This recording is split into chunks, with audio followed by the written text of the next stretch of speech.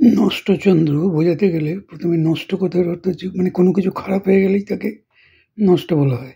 চাঁদও ওরকমভাবে খারাপ হয়ে গেছিলো, তাই নষ্টচন্দ্র বলা হতো। এবং চাঁদ কলঙ্কে দ্বারা আবৃত হয়ে যায়, তাই চাঁদের কলঙ্ক আর নষ্টচন্দ্রও একই জিনিস।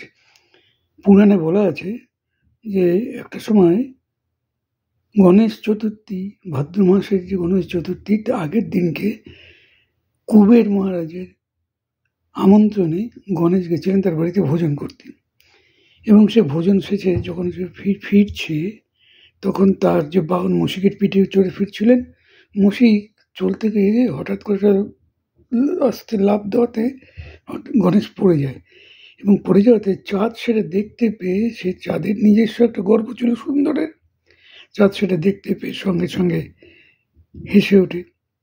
গণেশও ক্ষিপ্ত হয়ে যায়, অভিশাপ দেয় যে তুমি অদৃশ্য হয়ে যাবে, তুমি কুৎসিত হয়ে যাবে।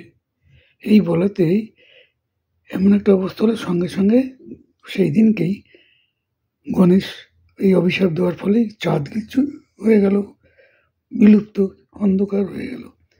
দেবতারা আতঙ্কিত হয়ে গেল, চাঁদ ক্ষমা চাইতে লাগলো। শেষ পর্যন্ত গণেশ চাঁদের ক্ষমা চাওয়ার ফলে চাঁদের উপর কিছুটা সন্তুষ্ট বলে, ঠিক আছে, তোমাকে ক্ষমা করা যাচ্ছে, কিন্তু এই নির্দিষ্ট দিনে তুমি কিন্তু বিলুপ্ত হবেই।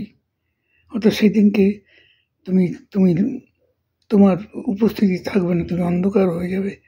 আর 15 দিন পর ধীরে ধীরে তুমি পূর্ণতা লাভ করবে, অর্থাৎ পূর্ণিমার চাঁদ হবে।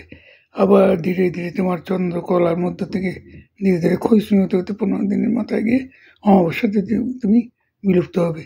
এই কথা বলাতেই অমাবস্যার পূর্ণিমার সৃষ্টি হলো।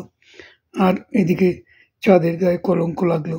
চাঁদের কলঙ্কটা এমনই কলঙ্ক যে আপনি দেখবেন ভাদ্র মাসের অমাবস্যার আগে, অর্থাৎ তার আগে যে গণেশ চতুর্থী, তার আগের দিনকে যদি কেউ চাঁদের দিকে তাকায় তাহলে পরে তারও কলঙ্ক হয়, মিথ্যা অপমান, অবমাননা ইত্যাদি এসে পড়ে। এর থেকে উদ্ধার করার জন্য, যেমন চাঁদকে উদ্ধার করার জন্য গণেশ করেছিলেন, ঠিক সেইভাবে একেও এর থেকে উদ্ধার পাওয়ার জন্য আরেকটি রাস্তাও করে দিয়েছিলেন, যে কোনো লোক যদি এই যে চাঁদের দিকে তাকিয়ে যদি চাঁদের কলঙ্ক নিজের গায়ে নিয়ে নেয়, তাহলে পরে তার থেকে বাঁচার জন্য তাকে কি করতে হবে না, তাকে বিভিন্নভাবে রাতের অন্ধকারে গিয়ে অন্ধকারের মধ্যে গিয়ে চুরি, কোথাও কিছু গাছ টাছ থেকে কোথাও কিছু চুরি করবে। আর সেই চুরি করার পরে যার মালিক বা মালকিনি যেই হোক না কেন, তারা যদি ভীষণভাবে গালাগাল করে, তাহলে সেই কলঙ্ক থেকে সে উদ্ধার হতে পারবে। এই হচ্ছে চাঁদের কলঙ্ক আর নষ্টচন্দ্র।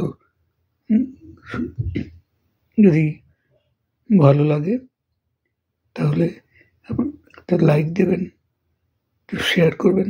আপনারা দেখছেন, লাইকও দিচ্ছেন না, শেয়ারও করছেন না, আমি মোটিভেটেড হই কী করে বলুন? এই বসে একটা চেষ্টা চালাচ্ছি আপনাদের সহযোগিতায়, আপনারাই তো আমার পাথেয়।